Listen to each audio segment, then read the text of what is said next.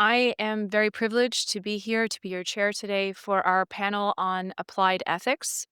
Our first presenter, John Meinert, is an associate professor of theology at Benedictine College in Kansas. His most recent publication is Peace in the Thought of Thomas Aquinas, Philosophy, Theology, and Ethics, and it was published by CUA Press. Thank you, sir. He will speak with us today on Aquinas as object and model of reform, the case of the ecological virtues.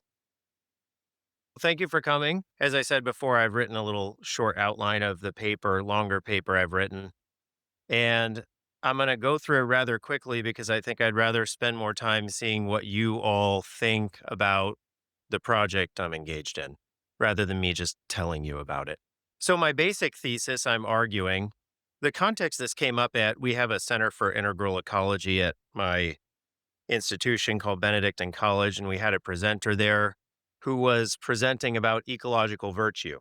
And one of my colleagues came to me and said, "What is ecological virtue? Like, can we really posit justice toward animals?" And my flippant reply was, "Well, yeah, why not?"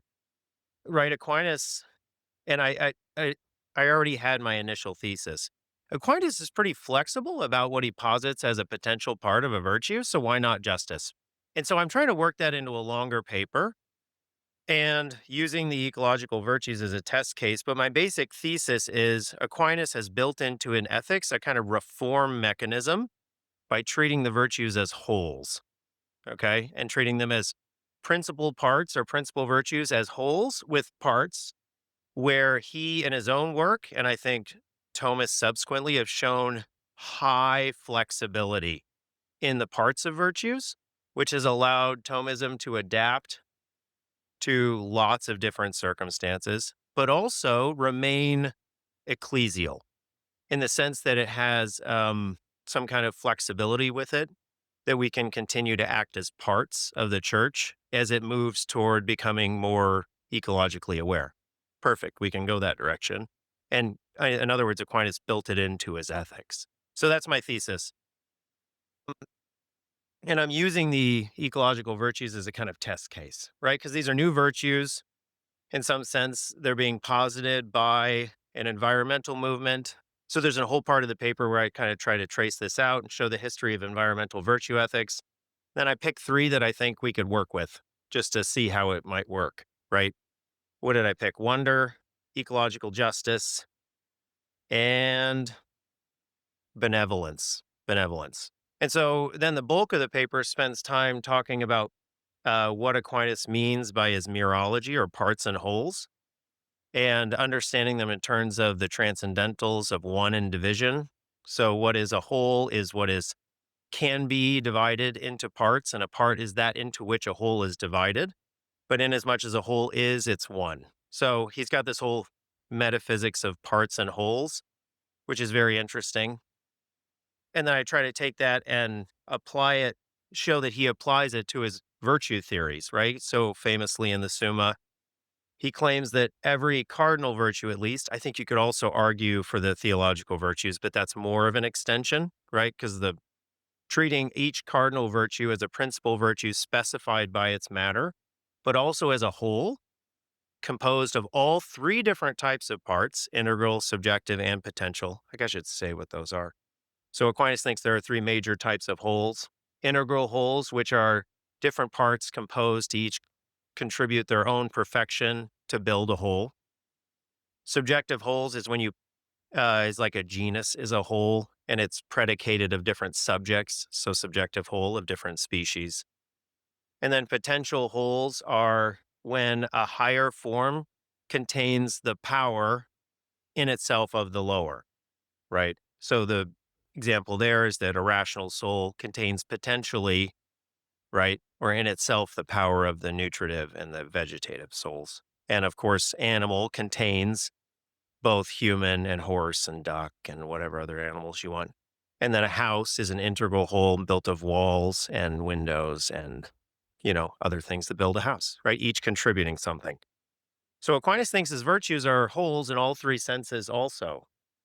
So he famously posits integral parts of virtues, which are conditions or acts necessary for the expression of the virtue's main act.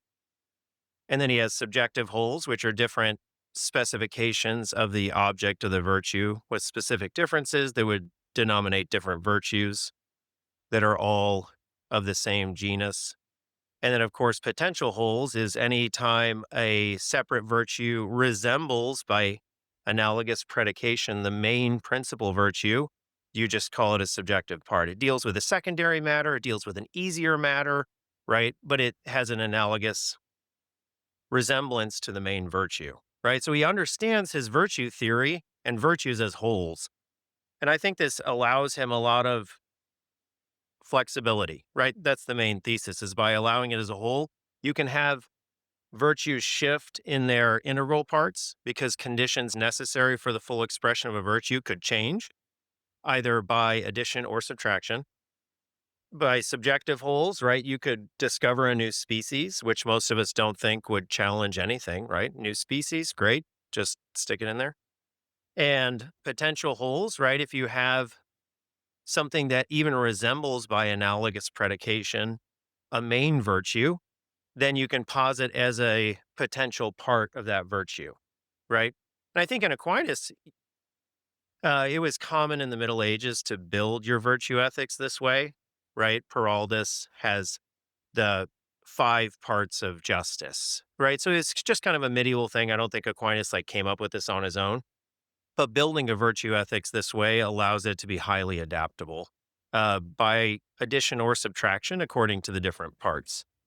And Thomists have used the theory this way historically. So in the paper, I don't just trace Aquinas's mereology or the ecological virtues and then the ways in his mereology virtues could change, but also show some examples of the way Thomists have used this to be highly adaptable historically within some kind of continuity, namely the cardinal virtues or the theological. Okay, so that's my basic take, right? It could be reformed according to the integral, subjective, or potential parts. That's a lot more metaphysically complicated, but that's my basic thesis. And that if you go back to thinking about ecological virtues, I think a lot of Aquinas's ethics could be adapted to adopt these according to one of those three things. So I think, for example, ecological justice, I read this, there's lots of work on Aquinas and animals and whether we could have a debt to a non rational creature,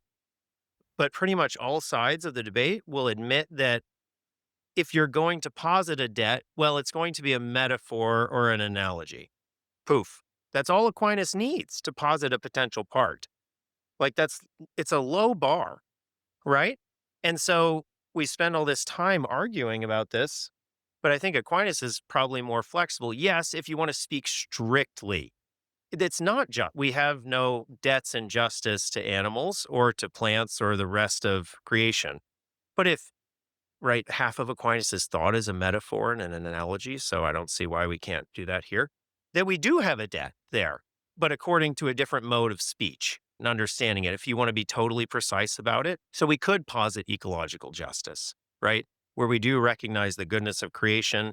There's a kind of ad alterum there, which resembles justice, even if it's not strictly due, which would at the very least require us to try to want the conservation of that goodness and the conditions necessary for it, at least for God's glory. I think you can at least go that far. But again, it's about reforming, not necessarily animal rights or something like that. I think you can do the same thing with the ecological virtue of wonder, which for most ecological virtue ethics, they're not so much concerned that they are concerned that we become the kind of people who can wonder at non-rational creation, which I think in Aquinas's ethics wouldn't be a separate virtue. I just think he'd call it contemplation or joy or something like that. You'd reduce it to something more standard. But a lot of EVE, ecological virtue ethics, is concerned about how that wonder enters into decisions we make vis-a-vis non-human creation. And if you, for Aquinas, right, the wholes is complicated. So an act of one virtue could be an integral part of another, right? So for example, eubolia, which helps us take counsel well, could enter as an integral part into prudence, depending on the circumstance. So I see no reason why we couldn't take wonder and have it function as an integral part of decision making when we're deciding vis-a-vis non-rational creation, something like that. So that part of EVE would be easy to integrate via an integral part into like ecological decision making or something like that. I've got some stuff about benevolence, but that one's a little bit harder and there's a lot more writing on it because that's an act of charity for Aquinas. He does think we love non-rational creation out of charity by a love of concupiscence, and we want for them their good, which is to glorify God principally, and to be conserved, he says, for human use. I think you can go a long way with that. But anyway, and then I posit you could probably, in the ecological literature, they'll talk a lot about ecological prudence, right? Namely, making decisions in light of the conditions of your local ecology and the common good that's shared by being in a place and sharing resources together. That if you can posit those as separate shared goods, right? Which, I mean, maybe you'd argue that there's not a shared good there. If you wanted to speak strictly, you'd probably have to say because it's not shared because you can't possess a good without being rational in the technical sense. But again, we're not in the technical realm, but Aquinas doesn't always operate in that realm. So it's the point is we don't need to be that precise. We don't always operate at that level. Speaking about human perfection sometimes requires us to use analogy and metaphor to kind of get ourselves to the right place in our relationships. So you could, if you can posit a separate common good, like an ecology is a common good, or at least Aquinas thinks that all of creation shares a common good and are integral parts of the universe, that you can posit some kind of species of prudence called ecological prudence or something like that. If you can say there's an ecological common good, Aquinas says, well, prudence is specified by the multitude, that it's that the good that a multitude is ordered to. So if you have separate multitudes and separate common goods, boom, separate species. So again, highly flexible. And I think you could integrate a lot of these things by just recognizing that treating the virtues as wholes gives an adaptability. Now, I didn't talk about in the paper, I think there are lots of other benefits to this kind of scheme for both Aquinas and Thomas, as well as ecological virtue ethics and the church. I think for Thomas, this kind of built-in adaptability helps us to act as a part, as Cajetan says, right? To act as a part of the church. That that Thomism isn't so. It has a built-in adaptability such that it's not so ossified that we can't when ecological concerns come up, which Aquinas had no idea, right? We don't need to be like super strict about it, right? You can adapt to it and it's no problem, which is, of course, important if you don't want to be schismatic, which most Thomists don't. So that's good. So, a benefit for Thomism. I think it offers a lot of benefits for ecological virtue ethics, Catholic or otherwise. I go into a lot of examples of of virtue ethics and Catholic takes on the environment. And I think we're kind of in a place right now where there's new concerns that are not being super well integrated into a fuller vision of the human person. And I worry that they're going to spin off into their own separate system.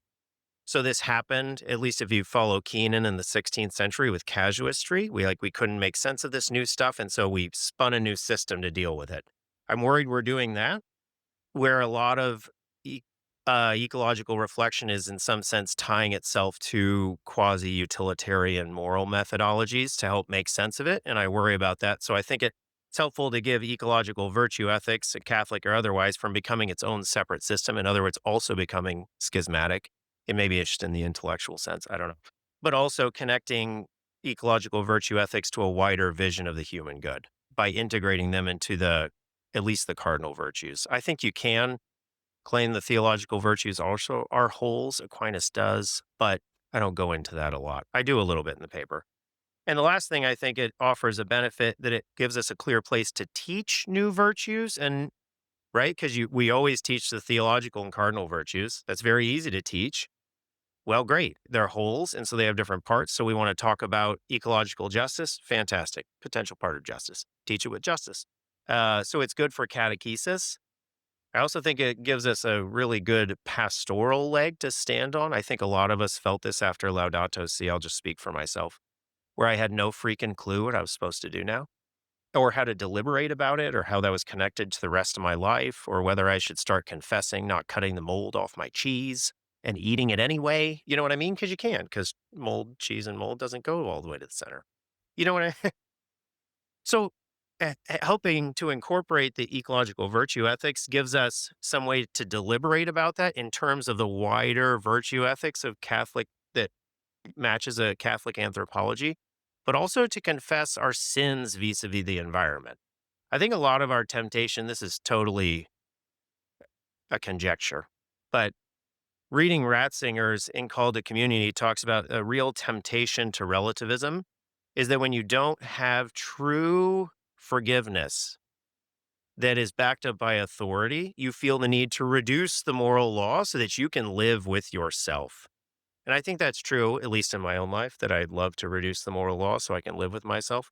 That by putting the ecological virtues, adapting them in this way would allow us to accept the moral law in a fuller sense, and as well as confess, right? Where for Catholics, rubber hits the road, my sins toward the environment because I failed in one of these particular virtues.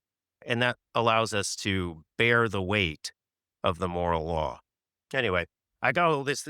Anyway, that's what I'm doing. I think it also, Aquinas's conception matches really well. Total side note. Congar and Ratzinger and Dulles' conception of a hermeneutic of reform, that it has continuity in principles, but adaptability in other things. I think Aquinas has kind of baked this into his virtue ethics, not on purpose, right? But it's allowed Thomists to be highly adaptable and creative in different circumstances. And I think we can do it again with the ecological virtues, and that's important. Anyway, what do you all think? That's what I've got. Friends, we have some time for questions. Yeah, thanks, John. This is great. So, let us see when in the last chapter, when Pope Francis starts talking about particular virtues, Hmm. some of the virtues that he talks about, right? I don't think he's going to use ecological virtues there. He does. Well, he cites, yeah, the Brazilian Bishops' Conference document, which does use the term. He also uses the term, and then he talks about adopting new habits, ways of being. I mean, Yeah, same things. right.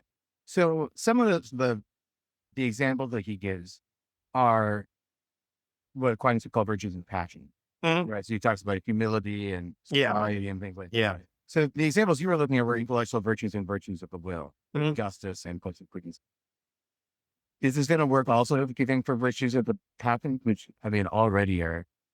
I mean, I don't know. I think about something like humility is already a potential part of temp, but we now have a potential part, a potential part. Yeah. So, one, Thomists have done that. I was just reading someone recently who was positing separate potential parts of a species of prudence. Great. There's adaptability. And of course, we like to systematize things. So it goes here.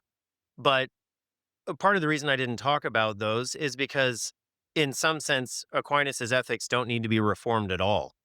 If the point is to have a right relationship with creation, I need to be humble. Fantastic. Or I need to have gratitude. Pope Francis talks a lot about that. In some sense, it's not a need to change Thomism. It's we just become more Thomistic and we'd be better off. So I had to find virtues that weren't there already or weren't just ecological readings of traditional virtues in order to really test the mechanism for adaptability. Yeah. Yeah, what do you think? I'm worried about the decentering the human person as potential cure. Mm. When I dump my toxic waste into a lake, Mm. I haven't offended against the lake. I've offended against the village who lives at the lake. I'm offended against you. Mhm. And so I don't see, guess I don't see the utility of transferring justice, broadening its concept of justice here and its raping point. Ecological virtue should be because I have sinned against people. Mhm. And so I'm kind to animals because it makes me humane. Right? It's not because I don't bully him or anything. I don't know why we have to expand the discussion to try to fit that in. Just say, score some quick points with the order. What? I mean, part of it's just an example of that Aquinas has other places where he's willing to stretch concepts beyond what you might say, strictly speaking, that he could incorporate. I didn't say we have to. And you would want to say that the primary sense of justice is to humans, obviously. although you might have to posit a potential part of justice to future generations, something like that. But see, you could adapt it that way and say we have a debt to future generations. Well, that's an odd thing to say. Strictly in justice, you do have two rational things, but you have no real, you have an exchange of a kind, right? But you're already out of the realm of like strictly speaking. So even for something like debt to future generations, you're probably at a potential part, positing a new one. So yeah, whichever way you want to go, in some sense, I think it's helpful to think about the adaptability there. Even if we want to say it's not super helpful to say I have a debt to creation, I have a debt to the humans who also are a part of creation, or I have a debt to God as the God of creation, or something like that. But I'm not sure we should be super worried about always being as precise as possible. We could say we have a debt to creation, and then the way we understand it is as falling short of the true notion of debt, right? So you could speak that way and possibly score points at the UN. Right. Yeah. Yeah. So, I mean, part of it is that, yeah, subjective parts are univocally speaking the virtue, right? So domestic prudence is all of prudence, right? Just specified as the species and the genus. But potential parts are a full are analogous predication. So it's important for us to communicate things, but at other times it's important to be precise.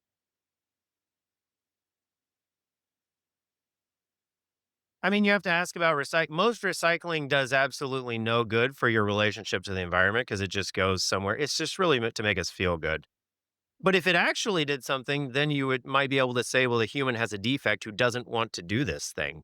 And we might be able to posit a part to speak about that, you know. Yeah. I was thinking that kind of, I guess, following up a little bit on this, like practically speaking, the results might look the same, whether you have kind of like the actual kind of biblical sense of like a right or a debt or something like Mhm. that versus the analogical. Like, I guess it's sometimes in environmental ethics, like they talk about the anthropocentrism versus, Aquinas' view and all these other views are in anthropocentric. We, like human beings are, higher than other animals. Mhm. And so some people say that that's not great, like other environmental perspectives. But I don't know. I think that like the anthropocentric view is perfectly fine for also everything practically speaking for a lot of the same things, which seems to be kind of what you're saying. And I was thinking, yeah, a good example of a virtue they have talked about a lot Mhm. here at least is moderation, Mhm. temperance, right? Right. Things like consumerism is a big issue. But obviously, because of the concerns it has of how we treat other human beings, but it also has huge concerns for our own life. Yeah. Where we're becoming more materialistic. But that also seems like if we were less materialistic, more moderate, more focused on spiritual goods. That would really help. That's right. Right. Yeah. So I wasn't trying to use the test case of becoming more Thomistic because obviously then Aquinas can't be an exemplar of reform because it's non reform. It's Aquinas was right. Just go do it. Yeah. But I think in some sense he's an exemplar of reform because in addition to being right about that, he's built his ethics to accommodate other shifts that would help us articulate senses in which, right, either under metaphor or analogy, in which we do owe something to non rational creation, or we do love it in some sense, or we do take it into account in deliberation in these ways, or if that makes sense. Yeah. And I'm not convinced Aquinas is anthropocentric. It depends on what you mean by the term. I think he's theocentric, which I do think is a huge difference, where animals are instrumental toward human needs, but they are not solely instrumental to human needs. I think a lot of anyway, there's like other stuff there about the way environmentalists and sometimes Thomists talk about the value or intrinsic good of creation. If it's as if you're instrumental, there's no sense of that you can be wronged in any sense. And that may be true in relation to the good toward which you're instrumental, but non-rational creation is not only instrumental toward human good. So there are ways you could humans could probably wrong it vis-a-vis the primary good toward which it's instrumental, which is giving glory to God. So, which Aquinas says in benevolence, we wish for them and for all of it. Part of it's adaptability. Part of it's, yeah, we should all be more temperate. Yeah. But that doesn't talk about change. So, you know, I left it out. We have time for one quick question if there is one. Wonderful. Would you join me in thanking Professor Meinert for his. Our second speaker is Father Michael Bagget, who is a professor and legato of bioethics at the Pontifical Athenaeum, Regina, Apostolorum, and is an invited professor of theology at the Pontifical University of St. Thomas Aquinas and the Catholic Institute of Technology. His research interests include transhumanism and the ethics of emerging technologies, AI at the service of human flourishing, natural theology in secular societies, the history, art, and theology of Rome, and Thomistic virtue-centered approaches to moral and spiritual growth. Father Baggot is the chief editor and a contributor to the book Enhancement Fit for Humanity, Perspectives on Emerging Technologies, and that was published by Routledge in 2022.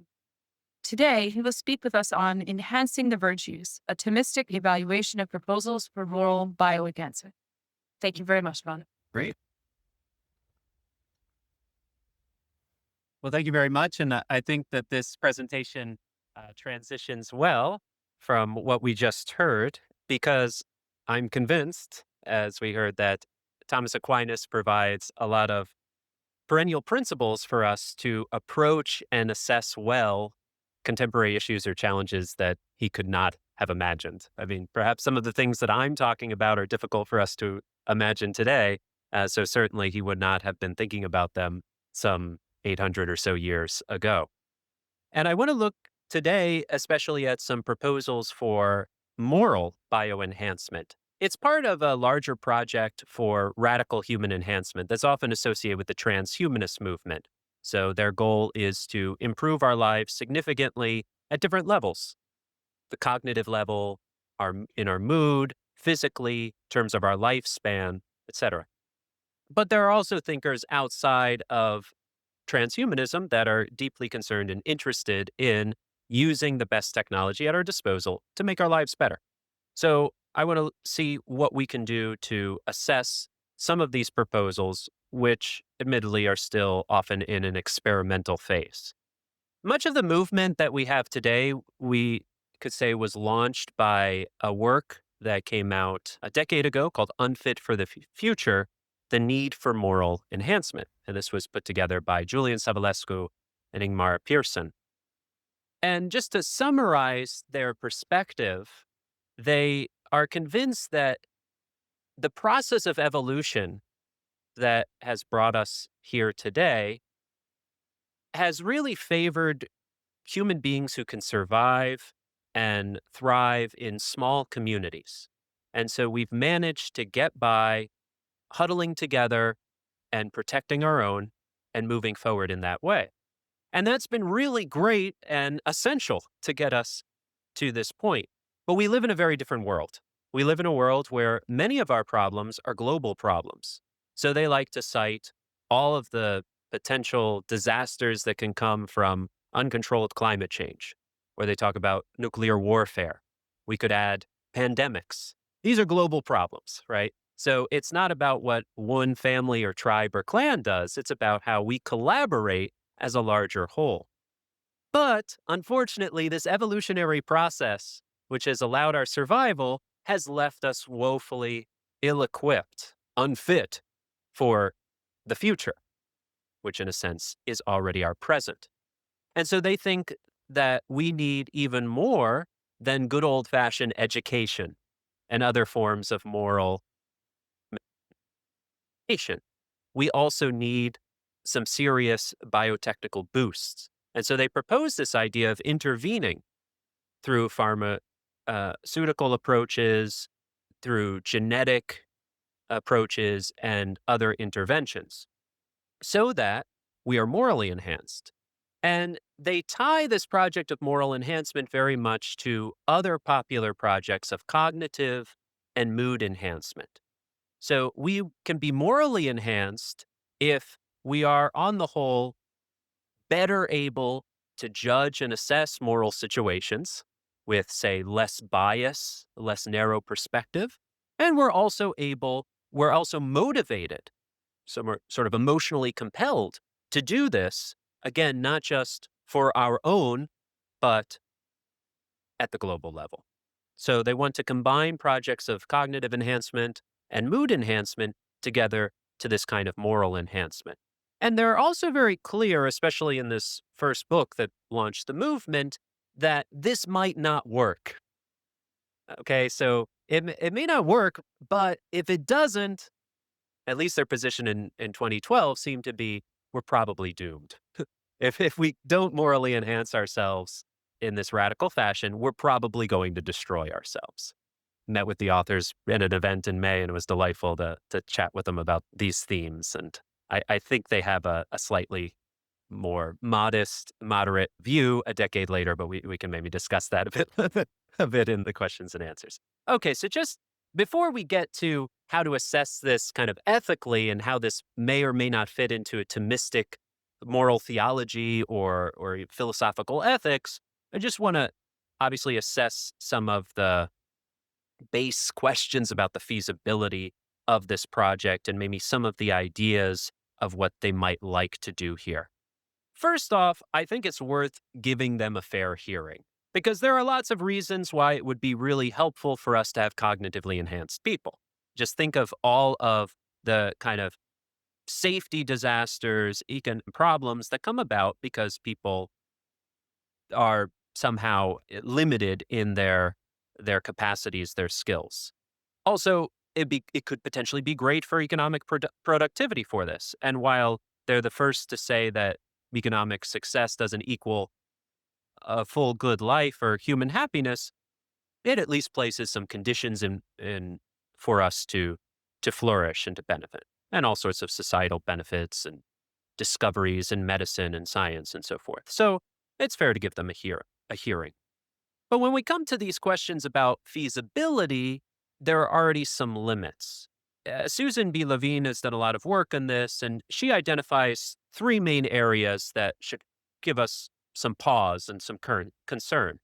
First, there seem to be cognitive trade-offs say in tests with methylphenidate, it seems like we have improved working spatial memory, but maybe some disruption of intentional control. It seems like a lot of the pharmaceutical approaches have these kind of trade-offs. So you often get maybe benefits in long-term memory, but then less capacities in working memory.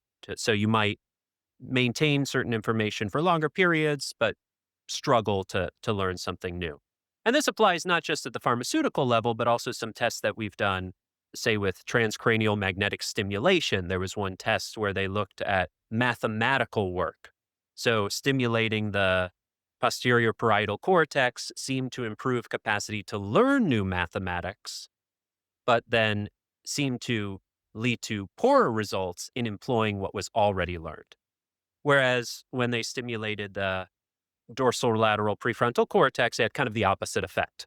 Basically, easier to employ previously learned math, but harder to learn new information. So these sorts of trade-offs show that maybe these paths are not as promising as we might have hoped. Baseline dependent effects, pretty much saying that a lot of the successes seem to have come from people who are already sort of on the lower end, maybe don't even reach what we would consider normal levels. So perhaps we're dealing more with therapies than enhancements here. And say in the case of serotonin, it's not as though you get benefit the further you go. There seems to be a sort of U curve, and serotonin's too high, you might have negative effects, suicidal ideation or other problems. Just to say that in many cases, we might have legitimate therapy without successful enhancements. There's also the question of how good this is for creativity. So some of the pharmaceutical approaches that say improve attention and focus could be really good for a repetitive, simple task, but not so good where it actually helps to bounce around and consider different aspects of an issue to develop a creative and innovative solution.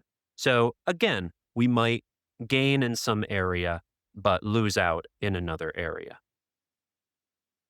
So there's also these questions about using different approaches to mood enhancement, how successful that can be, how much that can contribute to giving us these better motivations and better intentions in what we're trying to do. Some of the most famous cases or tests here have been in using oxytocin, right? We associate that with pair bonding, and it seems like this could be really great to form and solidify the kind of collaboration that we need to tackle all of those big issues and problems like saving the world. And some of the tests seem to suggest that there are some benefits at administering, say, nasal spray of oxytocin to create a stronger in group cohesion, but that there may actually be a greater suspicion and animosity towards those considered in the out group. So stronger bonds in that small group, but not so much, you could say, in the global stage, which would mean that we're not really getting what we were looking for. Also, selective serotonin reuptake inhibitors have been used to test kind of levels of fairness, which maybe could contribute to that sense of justice. And they use these ultimatum games and try to decide how we divvy up a certain amount of funds and see whether we offer a fair amount to someone else and whether that person is capable of detecting well whether this is fair or not. And these tests, again, are still in their initial phases, but it seems like there may be some slight improvements in the sense of fairness when we're dealing with issues that directly affect us, but not so much with issues that don't touch upon our life or don't potentially harm us. So again, it seems like the selective serotonin reuptake inhibitors might not quite get us to that sense of global altruism collaboration that they're looking for. There's also some interesting tests about maybe sometimes when we have negative moods, we're actually better in certain cognitive practices. So they've done these tests with eyewitness memory, deception, unjust stereotyping, and it basically seems like there is a greater likelihood of assessing a situation properly when there is a certain dip in your mood or a negative affect. So it seems that that makes us a bit more vigilant and less prone to deception. So all to say that if our project, if the moral bioenhancement project hinges on this kind of combination of cognitive and mood enhancement, it has to address the problem that sometimes one helps or one hinders the other. There's also this whole issue of trying to identify and, in a sense, maximize or eliminate good or bad emotions. So, especially from a Thomistic perspective, it's not so much that we're looking, or obviously we're not looking to eliminate emotions. We're not looking to just maximize certain emotions because they're always and everywhere good. We're rather looking to habituation and virtue that allows us to properly channel these emotions and then react according to the particular situations and circumstances in which we find ourselves. Even if we are able, say, to chemically reduce aggression, there's also the risk of falling into a kind of timidity, right? Just to use one potential example, where we think about the efforts to eliminate anger, well, that could also really inhibit us from righteous indignation that leads to a lot of important social projects to improve society. Okay. So I've talked a lot about limits, or at least briefly have addressed some of the limits to the very feasibility of doing this project. And I think, though, it's still worth looking at some of the experiments. And again, I use that term experiments because we're still in the early stages of this. But I think it's worth looking at the experiments. And even if they're not doing that much or as much as we would like, or as much as the proponents of biomoral enhancement would like, it's still important to see how they might potentially assist us in the pursuit of virtue, which of course is of great concern to Thomists and other schools of thought. So just some of the experiments at work. I'll go through different very briefly. Of course, in the article, I deal with these issues more extensively, but just to give us a sense that there are proposals, for instance, in the realm of gene editing, basically tied to the four cardinal virtues. James Hughes, who was also at that May event, James Hughes has also spoken of moving toward cyborg virtues. So we'll look at the influence of brain stimulation, brain computer interface, And he thinks that we could potentially promote what we'd understand as the cardinal virtues. He likes to also introduce other traditions, say Confucian or Buddhist traditions. But anyways, here there seem to be certain genes that are at least associated with risk taking. So the theory is here, well, if we could get to a greater precision in our understanding of the genetic relationship between these genes and risk taking, might we help people become more courageous? Might we encourage them to take risk when they're too cowardly to do so otherwise? Also, in terms of justice, might we be able to identify certain areas that are associated with aggression levels to kind of eliminate tendencies toward vengeance or other offenses against justice? Or might we encourage empathy, which would create a potentially greater social cohesion? Certain genes associate, say, with food craving. Okay, so can we help people become more temperate in how they address food use or alcohol use? And then prudence, it's not as clear, but it seems like we could potentially improve, say, memory or other aspects, you could say integral parts of prudence to facilitate the deliberative process and other important aspects of moral decision making. So if gene editing's not your preferred approach, try psychedelics. So as some of you are aware, that actually psychedelics are being taken much more seriously now. It's not just Timothy Leary and, people in their vans listening to 1970s music. There are developments, Johns Hopkins and other centers that have done much more serious and controlled, thankfully, studies of psychedelic use. Griffiths, who I believe just passed away recently, has looked especially at psilocybin. So you can see all of these positive effects in terms of patience, cognitive flexibility, positive thinking, compassion, social concern, and also perception of the feelings, thoughts, emotions of others. And so you can see how there are some proposals to use the psychedelics not only for strictly therapeutic purposes, right? Most of the studies now are being done for those with post-traumatic stress disorder, those with depression. There are some interesting developments in alcoholism. So not only looking at kind of the microdosing and therapeutic accompaniment to help people with these clearly clinical conditions, but how might we also favor a moral awakening or a moral improvement? Of course, there are all sorts of questions that arise as to whether we're really helping people to, say, remove obstacles to a better understanding of reality or remove obstacles to healthy moral practice, and how much we're kind of favoring a kind of delusion or a detachment from reality. And that also comes when you start to look at questions of ego dissolution and this general sense of being part of a transcendent whole, or those who report profound religious experiences. Are we actually helping them come into contact with reality, or are we just sort of fabricating an experience that doesn't have real objective content? Also, brain computer interface and these fun cyber virtues that James Hughes and others are promoting. Okay, what can we do with the prefrontal cortex in terms of impulse control and deliberative reason? Okay, could this, help contribute to, say, wiser, more prudent people? Could we tap into this? A lot of our work now has been in brain stimulation, but the hope is that as brain computer interface develops, that we could do this better with greater precision, more reliability, and so forth. Okay, so there's all sorts of fun stuff that we can talk about. And like I said, I very much encourage you to look into the article whenever it is published. But I just want to hone in a little bit on where I think this fits into a bigger picture of Thomistic moral life, virtue ethics, and so forth. So we're very interested in virtue.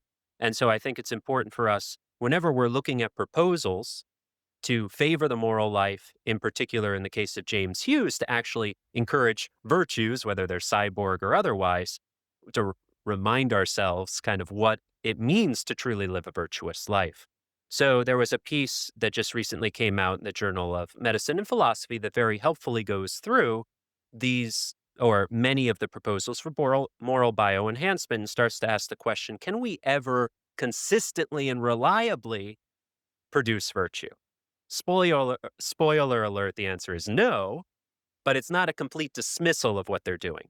It's simply a reminder that we need these three aspects, motivational, right? So you actually, want your desires are properly aligned. You're not just a continent person, but your desires are properly formed and aligned to act for the right motives.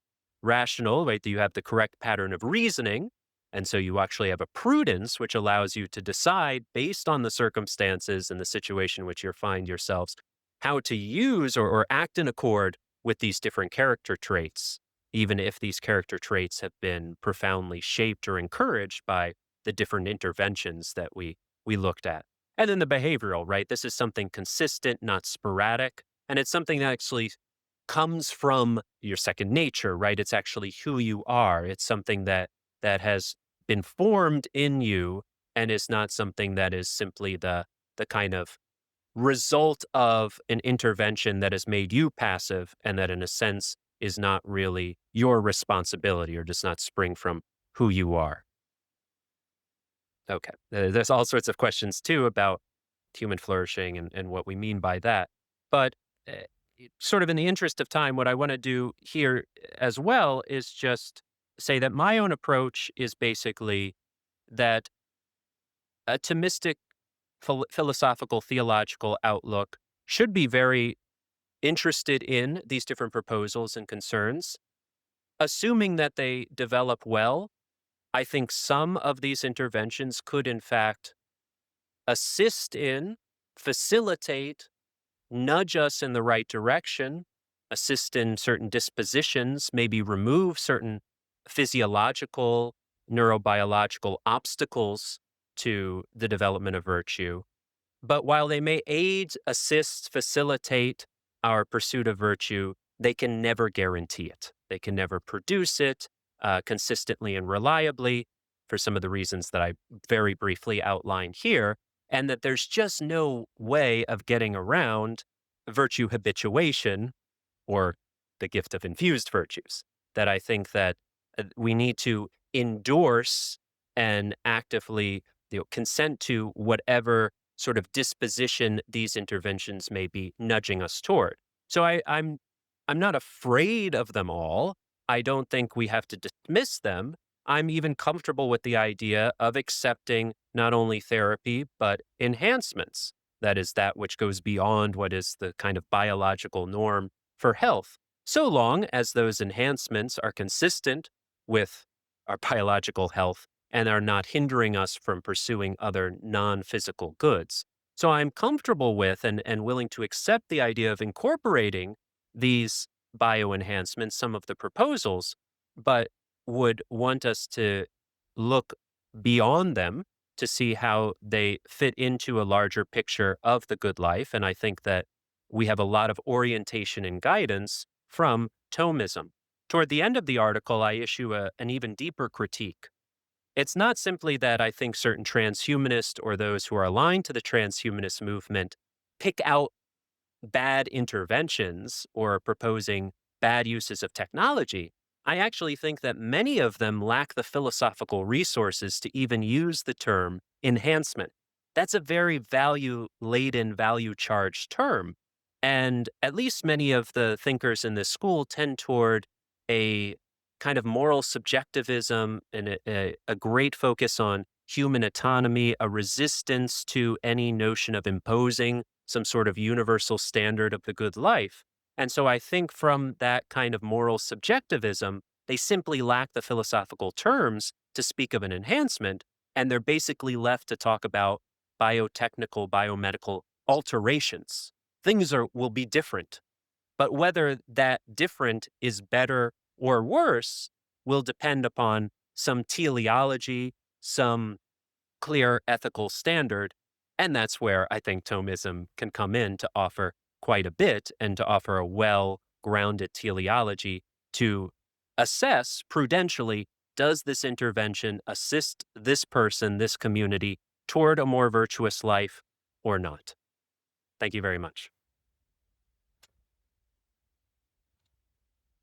Thank you very much, Father. We have time for 1 or 2 questions. Yes. Right. Yep. I'm very weary of this. It sounds very promising as therapies for like pathologies or disorders, but to say that they would be enhancements as you like towards your conclusion suggested, like that would imply a not only robust like understanding of the moral life and human virtue, but then like how that relates to neurobiology as we're like still discovering it. And like this kind of has this very ableist slash eugenics nouveau Yeah. vibe, and it makes it extremely uncomfortable. Yeah, you have like ableism and like Yeah. one slide, but you didn't really talk about Yeah. it. So if you could talk to that, because I'm immediately like having a visceral reaction to Sure. the Sure. idea of like moral enhancements neurologically, especially if they're like universally available. Like, how does that not become prescriptive? And like, it just, yeah, you can write all kinds of dystopian novels about that. Yeah, yeah, I have a few ideas for that. I have a few ideas for that. Yeah, I agree. I share. I think that anytime we get to what appears to be an enhancement, there should at least be caution, concern, serious reflection, and throw in a bit of suspicion, and also a serious assessment of the social implications of that, as you alluded to briefly, right? Maybe this isn't even intrinsically wrong, but it will create or exacerbate such social inequality or certain pressures of a narrow view of what the good life is that it's just better not to pursue it. So definitely get that and understand that. And also, what I did really have time to expand on is the fact that from a particularly a specifically theological vision, I think we have so many resources for an expanded notion of human flourishing. Most of the transhumanist, or what I call kind of transhumanist aligned proponents of radical bioenhancement or other forms of enhancement, are working from a very secular worldview and sometimes explicitly criticize any mention of God or religion as outdated and anti-scientific and so forth. Oh yeah, that would there are some who would favor that. Yeah, there's some who would favor that. Right, right, as a defect, right? But just to say, I mean, in that radically secular view, this is the life we have. And maybe I was at a transhumanism in the body study group last week, and we had Aubrey de Grey there, and he's a big longevity proponent. So maybe we will have 100, 1,000 plus years, right? As he's convinced we will, right? And so we might have more and more. Yeah, yeah. We might have more and more of this life, but it's not going to be, qualitatively better or different. And so I understand how in the imminent frame, if you will, it makes a lot of sense to try to have as, pleasurable, enjoyable, and long life as we know it in its best form. Flourishing as we kind of our default, right? Of yeah, the young, fit, healthy, happy person. And like, if we're lucky in this life, we have what, a few decades of that or less, right? Anyone, let alone those who just for whatever. Yeah, but that is often so. I'm see a lot of flourishing models that seem to tend toward holding up that kind of prime of life state that we can just want to cling to and hold for as long as possible. And I'd say from a Catholic moral theological perspective, Thomism or otherwise, that's not the end of the story. And you can actually flourish in many different conditions. You can flourish even if you lack some of the physical, cognitive, or mood capacities that we're trying to enhance here. So it gives us a much bigger vision of what that's like, and it introduces concepts of redemptive suffering, and it gives us a whole new perspective on these issues. But it does not surprise me that those who are working more from the imminent frame want to maximize kind of the physical well-being for as long as possible. And depending on how they view personhood and how widely or narrowly to apply personhood to the human species, there will also be some who are sacrificed along the way, which is where the eugenic perspective comes in. But yeah, it's a huge, huge thing. So caution, yes. I think we have that one final question. Just briefly, though, I'm not ready to direct the show yet. Keep the tank full of new nightmares. You will appreciate that. But I would echo this. Because at the end of the day, the last major moral bioenhancement was eugenics, and this just looks like microeugenics. That's all. The head needs to be stopped. I think until there can be a robust legal framework. Yeah, I mean, yeah, I suppose it depends, very much on the particular means approach being used. I agree that there are a lot of neo-eugenic proposals here. And yeah, I've offered, critiques of principle of procreative beneficence, which is another idea that Savulescu is associated with, which he insists is not eugenic, but I think there are elements of eugenic thought in it. And so definitely a lot of proposals I say, okay, no. And any proposal that sacrifices the life or well-being of the frail, the weak, the vulnerable, in this case of procreative beneficence of those embryos who are not actively selected, is wrong. I definitely agree with that. If we could reliably, safely, and in a way accessible to the wider public through genetic or pharmaceutical means, say, generally improve human memory, generally improve concentration, I'm okay with that. I don't think that leads directly to eugenics. But as I mentioned earlier, nor do I think that guarantees flourishing or guarantees a virtuous life. I mean, I can use my new memory capacities or concentration capacities to research, teach, and serve others, or I could use it to manipulate them. So I don't think any getting around the work of virtue formation. But maybe some of these moderate enhancements could contribute toward, aid the pursuit of those virtues without guaranteeing those. Way, because these people have probably never heard these words in any shape or so thank you. Yeah. I mean, for what it's worth, it's speaking very briefly with Savulescu and some of the others who are working on this and chatting with them a little bit about my proposals, they do see virtue ethics as a promising way forward. What exactly they understand by virtue ethics and so forth, that's worth another few conferences. But there's some glimmer of hope here. Would you join me in thanking Father? Our final speaker for this session is Libby Regina. She's a doctoral student in philosophy at Baylor University. I'm just trying She's to exit primarily now. interested in virtue theory, moral psychology, and bioethics, and hopes to write her dissertation on moral development. Her presentation is entitled Death and Dignity, Assisted Suicide, Aquinas, and the Virtue of Courage. Here come the slides. Slides are on their way. I've seen them and they are brilliant. Thank you. It was once unobjectionable to think that one could not choose the means or the hour of one's death. But the growing availability of voluntary euthanasia, offering a soberly undertaken, dignified death, has complicated this idea.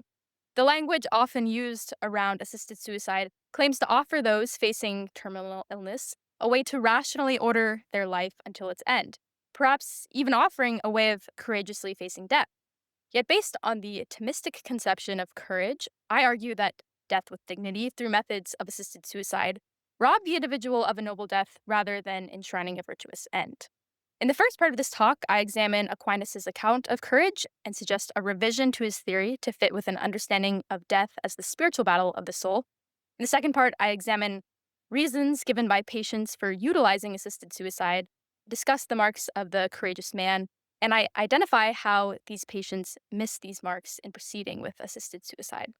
In a longer version of this paper, I also address objections which ascribe nobility to the act of suicide and argue that cultivating the virtue of courage better fulfills patients' desires for dignity and autonomy.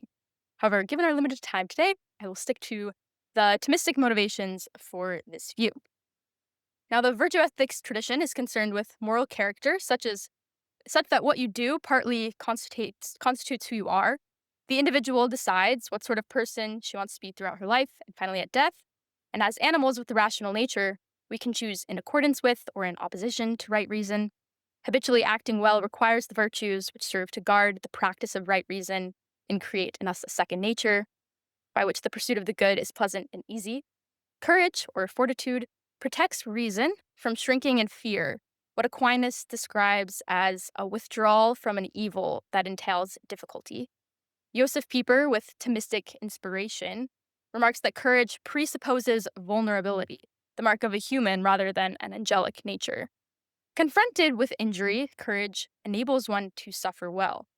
This ability is characterized by a firmness of mind, which involves bearing and withstanding those things wherein it is most difficult to be firm, namely in certain grave dangers. Aquinas finds that these especially involve those which threaten bodily injury.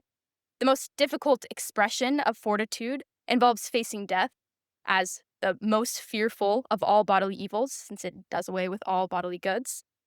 So death is the ultimate injury, the deepest injury, and thereby all lesser injuries refer to it as prefigurations of death. So while death is not the only context in which fortitude can operate, it is the paradigmatic case of its expression. However, Aquinas limits the circumstances in which facing death for some higher good counts. Here he sides with Aristotle's quintessential brave man, the soldier in battle. Courage is expressed in battle because the dangers of death which occur in battle come to man directly on account of some good, because, to wit, he is defending the common good by a just fight. Ascriptions of courage seem less fitting when one faces dangers of death arising out of sickness, storms at sea, attacks from robbers, and the like. However, singular combat and those who face a danger of death on account of virtue, we might think here of those who care for the disease, those who take up a noble quest, or are martyred. These are all still fitting cases for courageous expression. What he doesn't comment on are the everyday sort of dangers of death, which all will face regardless of whether they engage in battle. So while it seems more characteristic of fortitude to be revealed in battle, I think we can extend the battleground of fortitude to those who must choose to face death well or poorly, which is everyone. For death is not necessarily less fearful when it approaches in the hospital versus in war.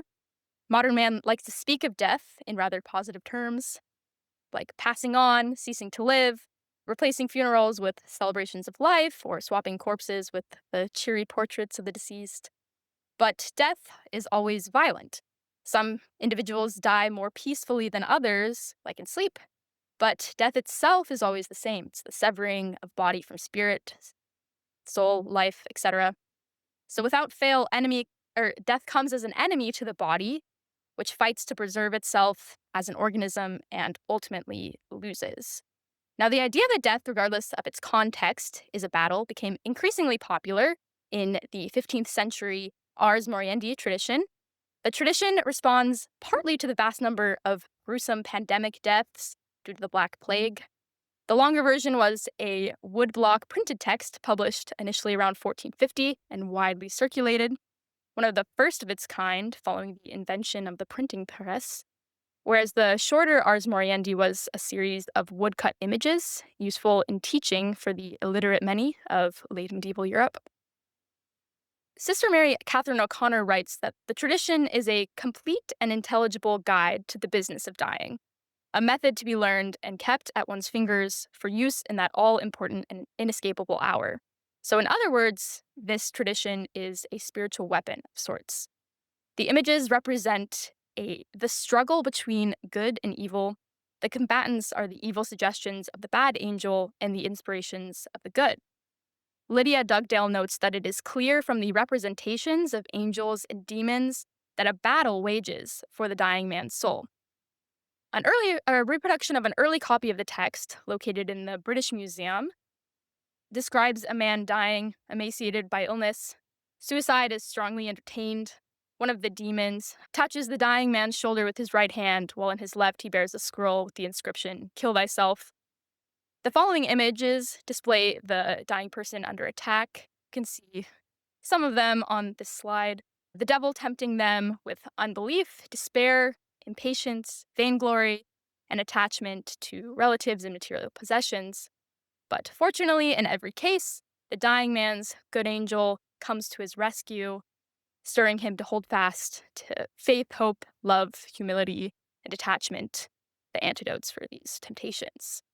Now, a temptation that is particularly of note for the topic we have at hand is impatience and suffering. The sick man is shown kicking his medical attendant in exasperation as his wife and daughter look on, exclaiming, "See what suffering he endures."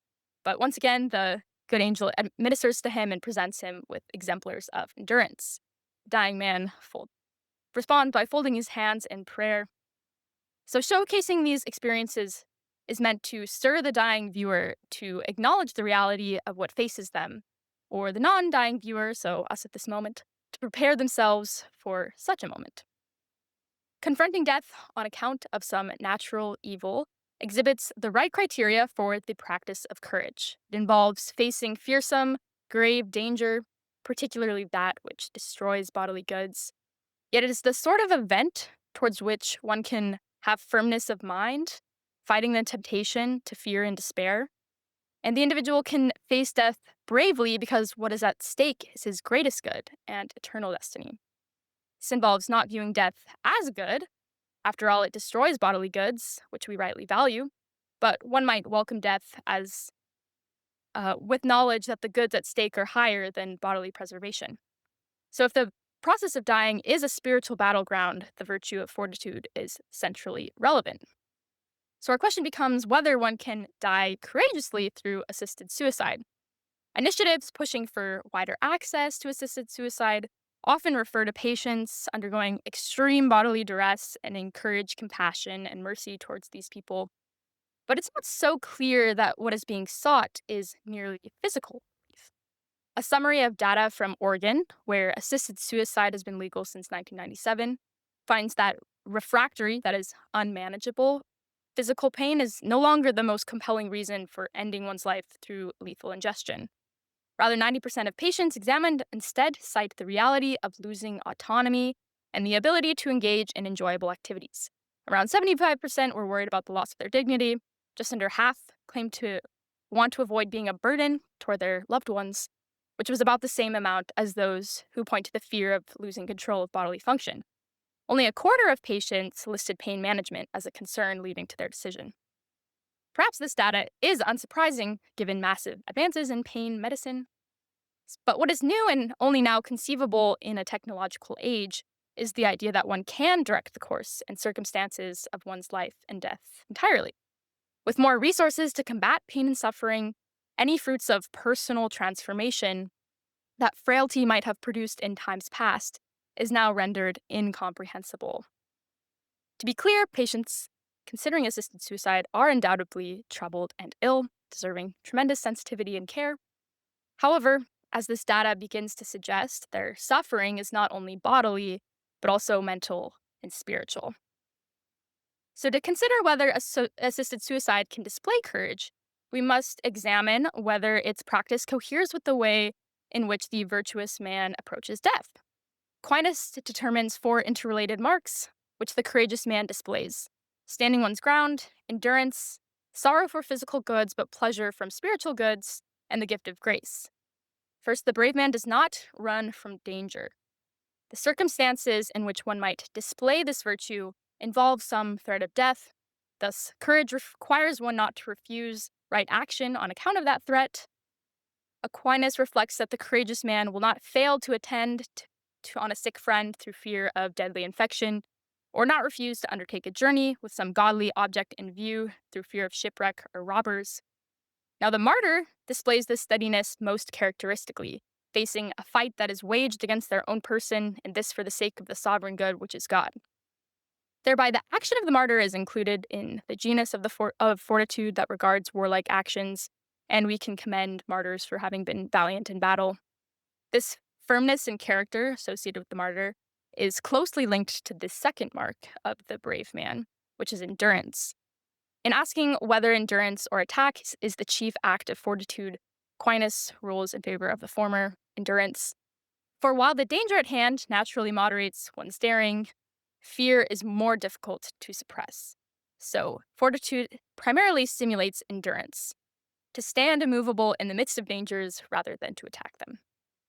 In order to counteract fear, endurance acts within the soul by cleaving most resolutely to the good, the result being that it does not yield to the threatening passion of the body. The third mark of the courageous person is a balance between sorrow and delight. While the brave man experiences sorrow at the thought of losing his life or for bodily pain, Aquinas echoes Eleazar in 2 Maccabees, I suffer grievous pains in body, but in soul am well content to suffer these things because I fear thee. Courage offers the pleasure of the exercise of virtue in that it facilitates flourishing. The joy which flows from courage is enabled by binding oneself firmly to the spiritual good, since no bodily good is equivalent to the good of reason. However, if it sounds far-fetched that the dying man experiences joy in the exercise of the virtue, which thereby dispels the significance of bodily pain, it is important to note that Aquinas says that this process depends on grace, which is the fourth mark of the brave man. For the sensible pain of the body makes one insensible to the spiritual delight of virtue without copious assistance. But in comparison, the delight on offer here, Aquinas argues, makes even the pain of death pale in its triviality. But to forget one's pain is obviously exceedingly difficult, perhaps not really comforting advice to the dying. So Aquinas assents to Aristotle's qualification that it is not necessary for the brave man to delight so as to perceive his delight, but it suffices for him to not be sad.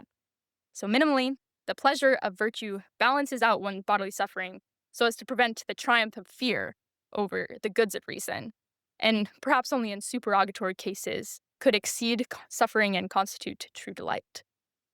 Given that death is the ultimate injury, it would seem particularly difficult not to grieve the goods that are lost here, but the virtue of courage dictates that this sadness or fear not sway one's attachment to the future goods which are at stake. So, given these marks that we've laid out for the courageous man, I now compare assisted suicide to noble actions done when the threat of death is clear and foreseen, and argue that the assisted suicide is unlike these cases.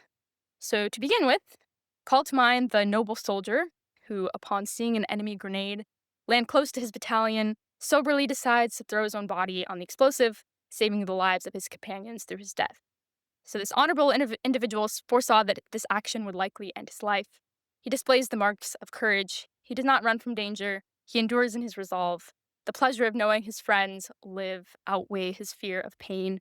And this is an action which likely required some kind of higher inspiration, pointing to the assistance of grace.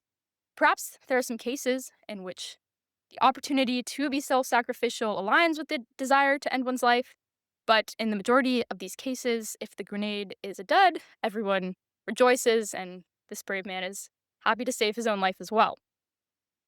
Thus, I argue that the patient desiring assisted suicide is unlike this noble soldier who sacrifices himself, because they flee rather than endure their suffering and fail to find value therein. Rather, this patient can be compared to the soldier who falls on his sword, that is, realizing he is overcome by the enemy, chooses to end his own life rather than be captured. This soldier flees from danger, preferring to die on his own terms, attacking himself rather than enduring the enemy, and abandoning any good he might have done while furthering his cause, thereby falling prey to his sadness rather than finding joy in the exercise of virtue. If this individual fails to accomplish his own death, he regards it as a defeat. The goal of his action is death rather than the furthering of his cause, his life, or other lives. A related case is that of the martyr. To return to this, just like the noble soldier, the martyr showcases the marks of the courageous man by steadily enduring the threat of the aggressor and regarding the goods at stake worth pursuing despite the loss of their life. The martyr is particularly supported by grace, as he dies for the sake of the sovereign good, which is God. But if the aggressor suddenly changed his mind and stopped persecuting him, the persecuted individual ought to be glad to both preserve his life and spare the aggressor from committing a horrific offense. But once again, I find that this case does not resemble the patient considering assisted suicide. The patient does not submit humbly to their aggressor, in this case death, in order to bring about the sovereign good, but acts rather like the athlete who artificially enhances their performance in order to triumph, whereas the martyr and the properly ordered athlete endure the danger which confronts them. The patient and the cheater here short-circuit the process.